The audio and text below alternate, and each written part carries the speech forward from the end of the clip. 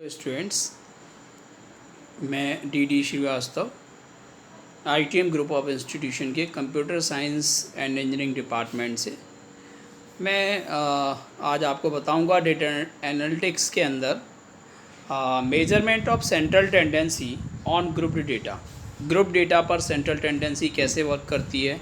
आज हम इसके बारे में देखते हैं। ये सब्जेक्ट आपका CS 5th same 3rd year में है और तीसरे नंबर का इम्पॉर्टेंट सब्जेक्ट है CS 503, that is data analytics. इसकी बात करते हैं। Outline, what is the outline, pre requisite of the course and calculation of central tendency on group data, calculation of mean, calculation of median, comma mode and measures of the shapes and research scope and references.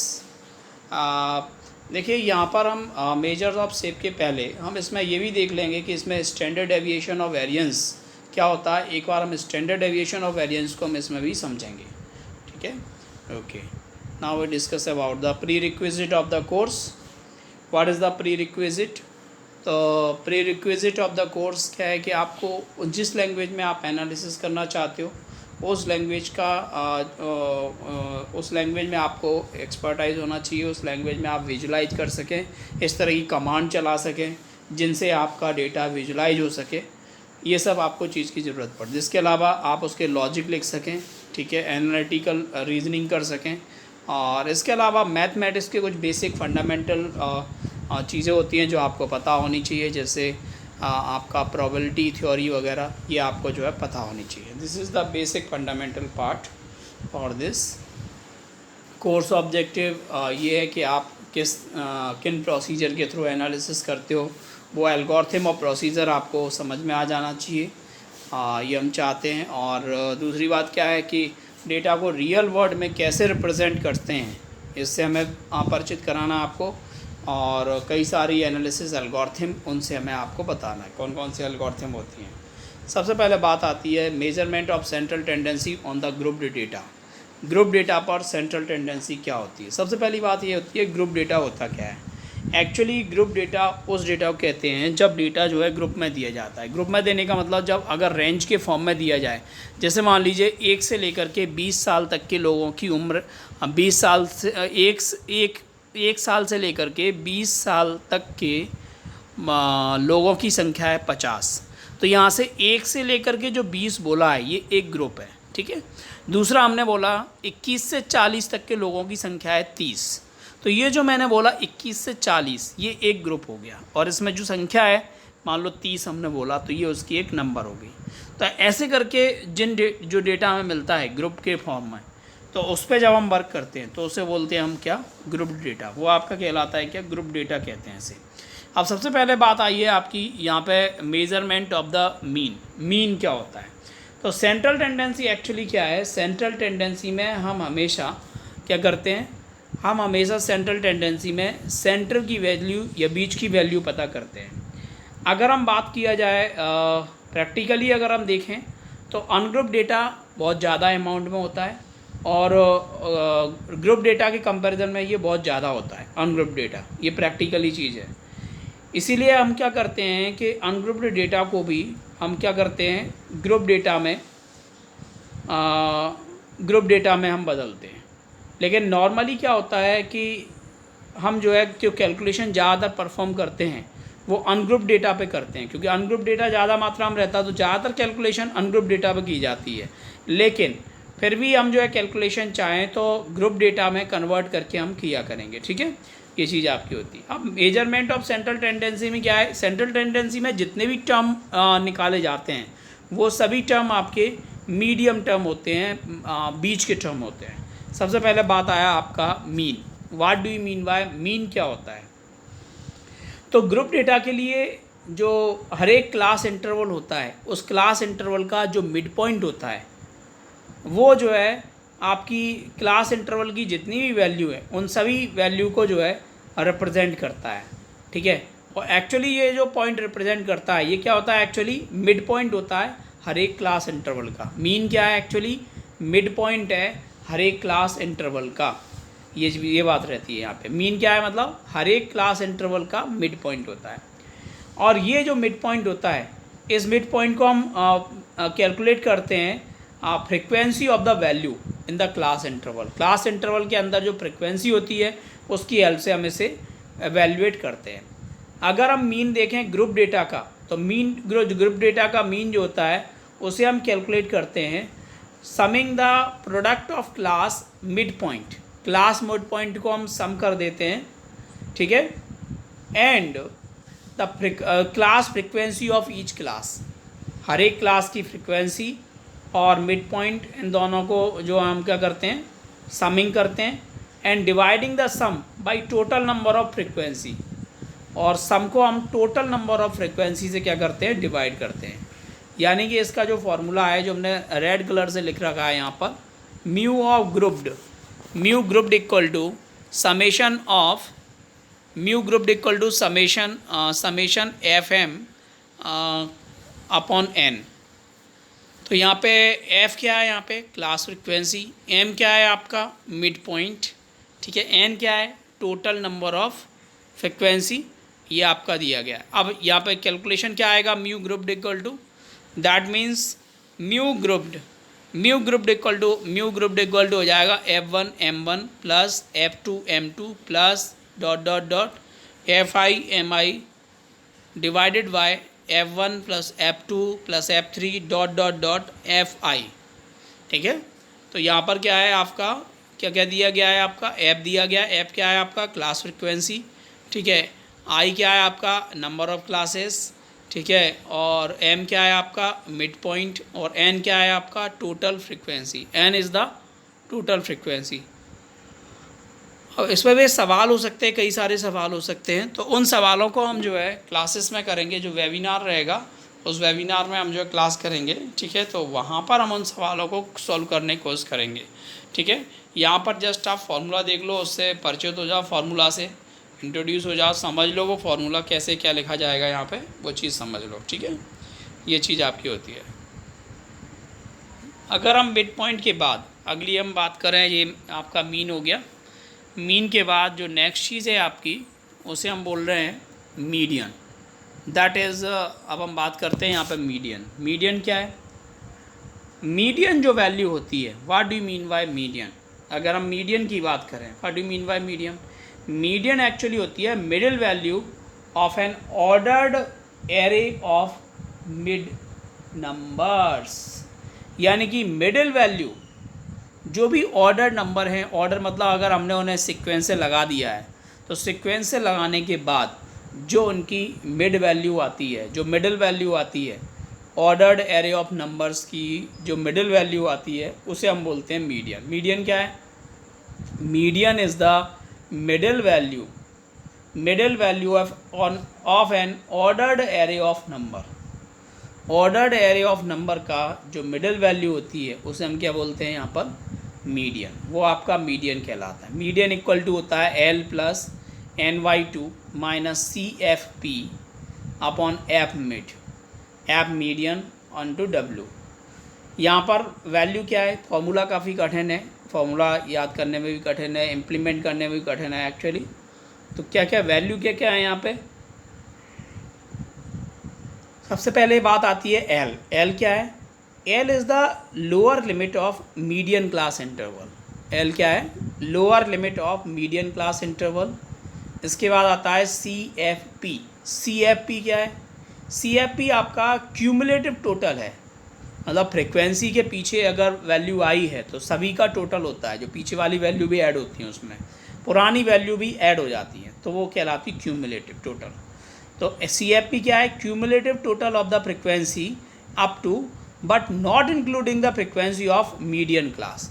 लेकिन cumulative total होता है, लेकिन इसमें जो median class की frequency है उसको add नहीं किया जाता। क्यूमुलेटिव टोटल होता है लेकिन इसमें जो मीडियन क्लास की फ्रिक्वेंसी होती है उसे शामिल नहीं किया जाता, इसको बोलते हैं CFP मतलब आपका क्यूमुलेटिव टोटल ऑफ फ्रिक्वेंसी, ठीक है। अप टू कहाँ तक लेना है आपको, इसमें आप मीडियन क्लास की जो फ्रिक्वेंसी होती है उसको शामिल नहीं करते हैं। इसके बाद है एप मीडियन क्या है, फ्रिक्वेंसी ऑफ द मीडियन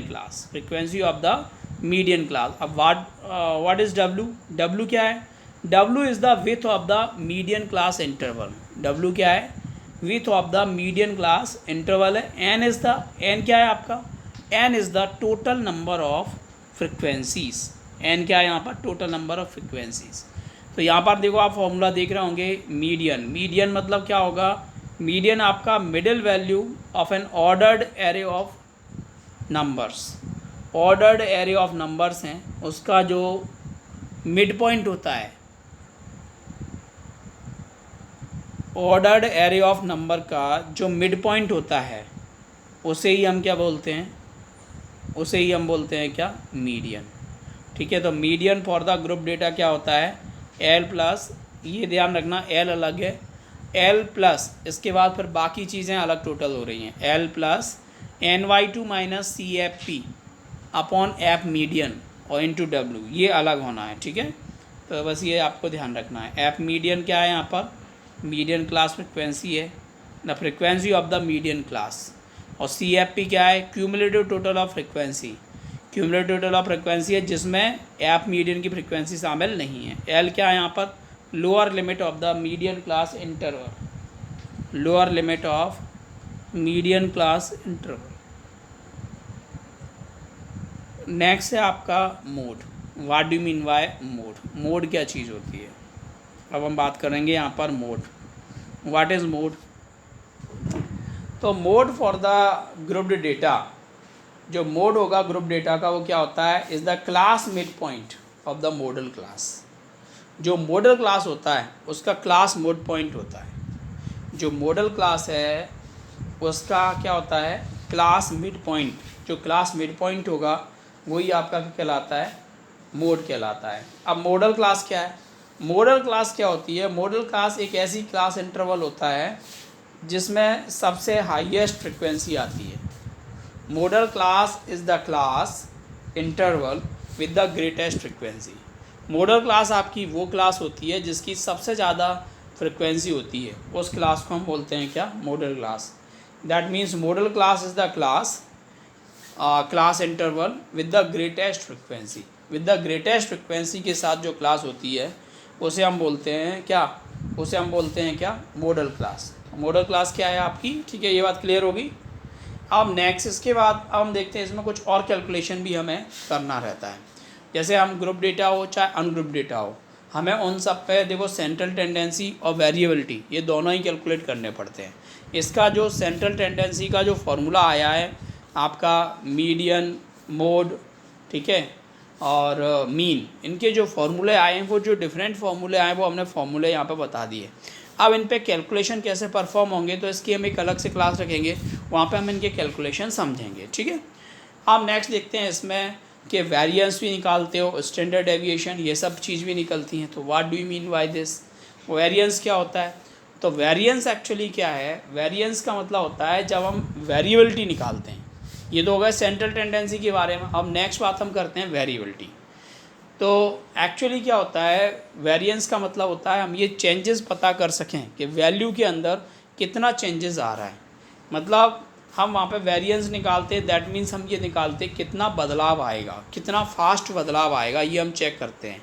यानी कि जो सिक्योरिटी मार्केट्स होते हैं वहाँ पर वॉलेटिलिटी होती है। वॉलेटिलिटी का मतलब होता है कि मतलब जो चलन है, जो मतलब उसमें चेंजेस हैं, वो हम देखते हैं।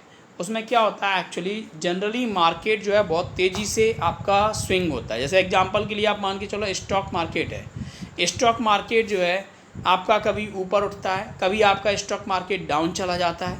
अगर वो 1% से ज़्यादा, ठीक है, एक लिमिट के अंदर 1% से ज़्यादा अगर आपका स्टॉक मार्केट ऊपर और नीचे अगर जाता है तो ऐसे मार्केट को हम क्या बोलते हैं? वॉलेटाइल मार्केट कहते हैं।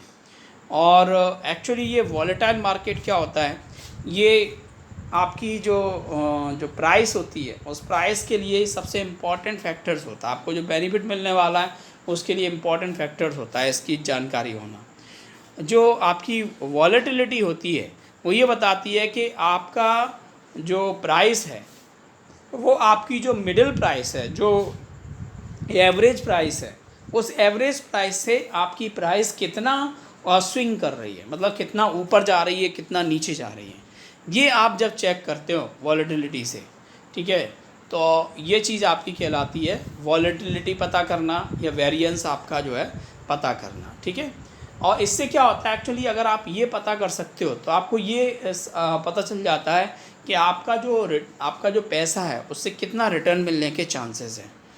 तो वॉलेटाइल एसेट को जनरली हम ये कहते हैं जहाँ पर चेंजेस ज़्यादा होते हैं वो ज़्यादा रिस्कियर होता है, ठीक है।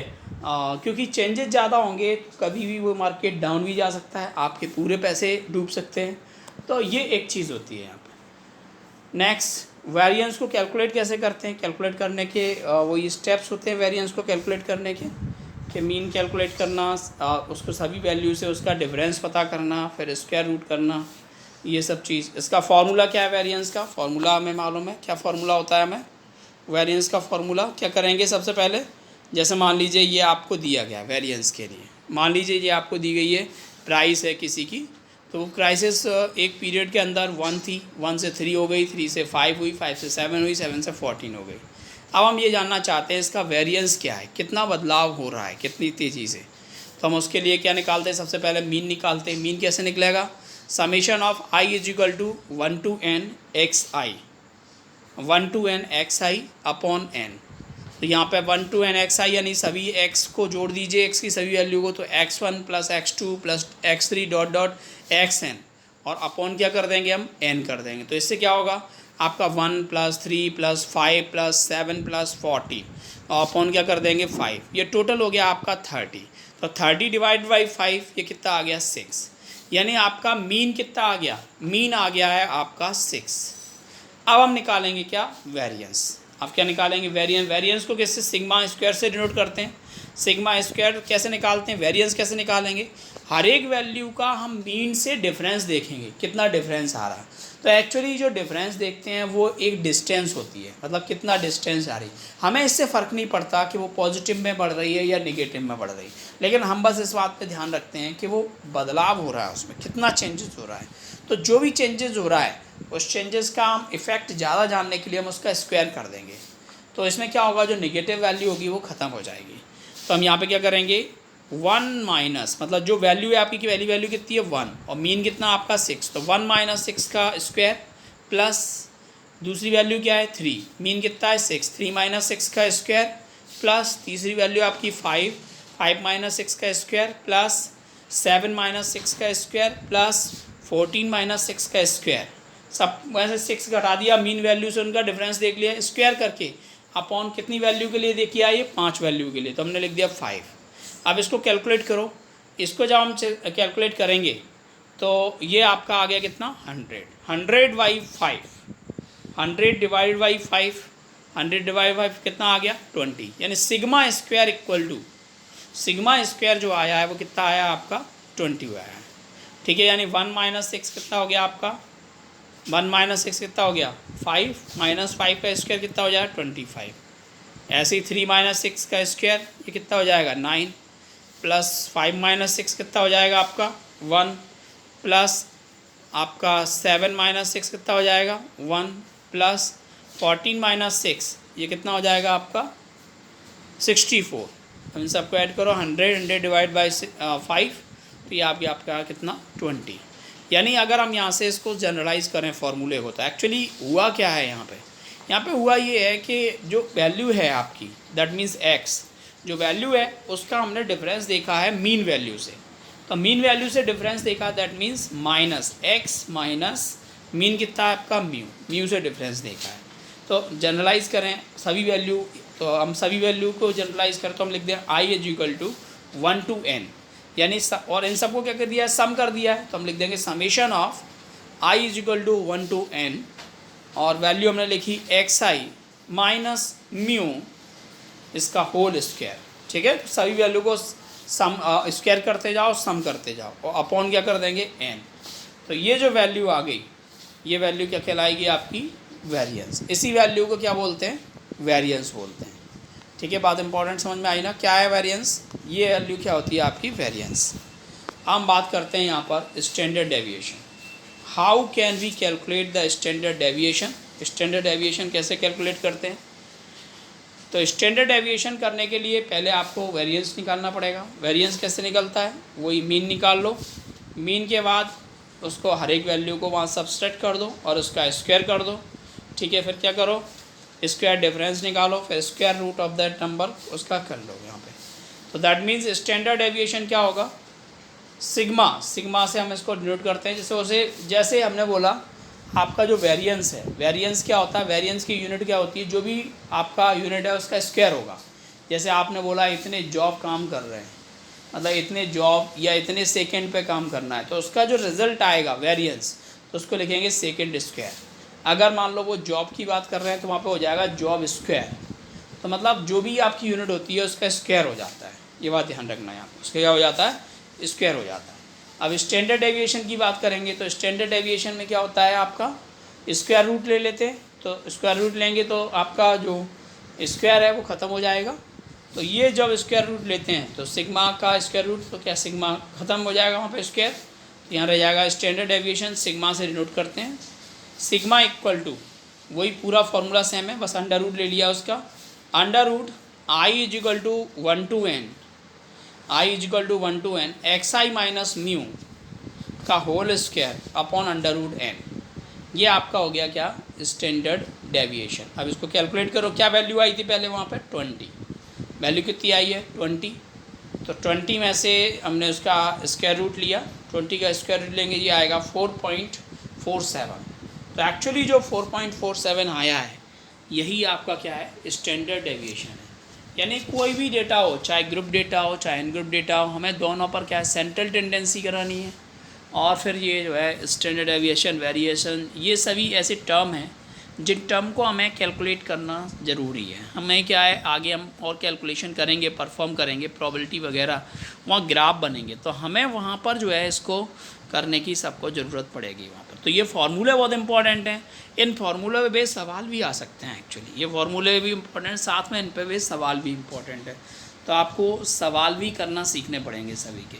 इसलिए जो है मैंने यहाँ पे कुछ एक्सरसाइज दी है, उन एक्सरसाइज से आप सवाल कर सकते हो। जैसे यहाँ पे हमने एक एक्सरसाइज दी है, if the samples are 17, 15, 23, 7, 9, 13, then find, क्या फाइंड करना है आपको, वेरिएंस और स्टैंडर्ड डेविएशन। वेरिएंस और स्टैंडर्ड डेविएशन पता कर लोगे तो कैसे करोगे आप, सबसे पहले मीन निकालोगे, यहाँ पे मीन निकल आएगा, ठीक है। जितनी भी नंबर उससे भाग लगा दोगे मीन निकल आएगा। फिर क्या करोगे, सभी वैल्यू का डिफरेंस निकालोगे, तो जो भी मीन निकल आएगा मीन को सभी में से घटाओगे, उसका स्क्वायर करते जाओगे। स्क्वायर कर लिया और उसके बाद क्या है, सम कर दोगे और अपॉन में कितने से भाग लगा दोगे, ठीक है। तो ये आपका क्या आ जाएगा, आपका ये आपका आ जाएगा वेरिएंस, इसको बोलेंगे क्या, वेरिएंस, ठीक है। स्टैंडर्ड डेविएशन क्या आएगा, अगर वेरिएंस का आप स्क्वायर रूट ले लेंगे तो क्या आ जाएगा आपका, वेरिएंस का अगर आप स्टैंडर्ड रूट स्क्वायर रूट ले लेंगे तो आपका क्या आ जाएगा, आपका स्टैंडर्ड डेविएशन। ऐसे दूसरा सवाल लिखा है,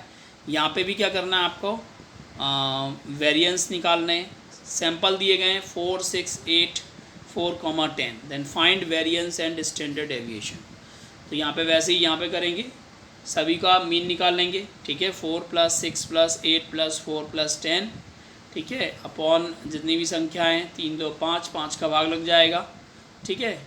तो ये आप निकाल लोगे मीन। मीन निकालने के बाद फिर क्या करोगे, इनका डिफरेंस निकालोगे सभी का, 4 माइनस मीन का स्क्वायर, ठीक है। ऐसे करके कर लोगे आप, और फिर इनका वही सिंपल एक सवाल हो जाए, दूसरा सवाल भी हो जाए, बट ये प्रैक्टिस के लिए, जिससे क्या है दोनों तरह के सवाल की आप प्रैक्टिस कर पाओ, इसलिए ऐसा किया गया, ठीक है।